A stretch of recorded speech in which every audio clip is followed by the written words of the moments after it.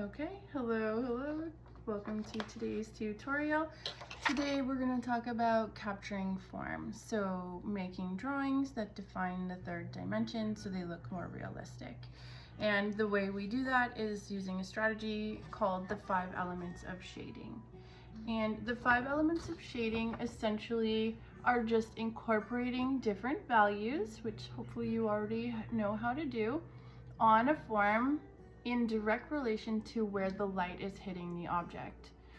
So when we are thinking about the direct light, so if our light source is up here, it's where the light concentration is the highest, and this is where we would have direct light, and it'll be the white value.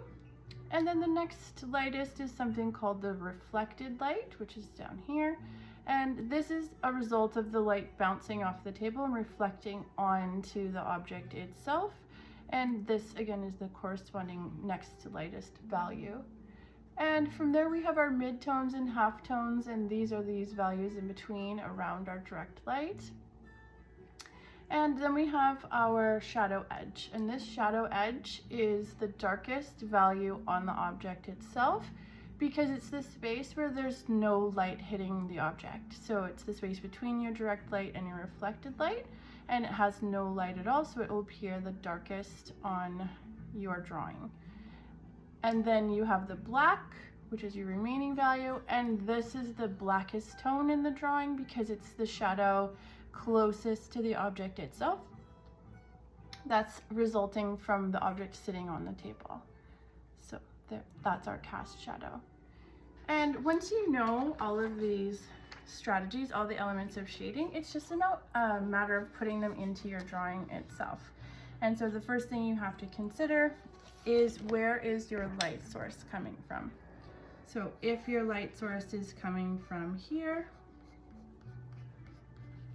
it's going to be hitting, it's going to be hitting your drawing near the top, and it's going to be hitting right here. So this is where your direct lightest shadow, the white value, will be showing up. And then from there you have your mid and your half tones. So those are all those, like I said, lighter values that sort of go around that lightest tone, the white. And then from there, as you move further away from the light source, your values, of course, will get darker until you hit the shadow edge. And that is where the values again get the darkest, because there's no actual light hitting that area. And you can see as I'm sketching this that I'm leaving a little bit of a white space at the bottom of the sphere, and that's because that's our reflected light, and that value is really important to define where the object stops and the table begins. So, and then underneath we have our cast shadow, and this is the blackest value.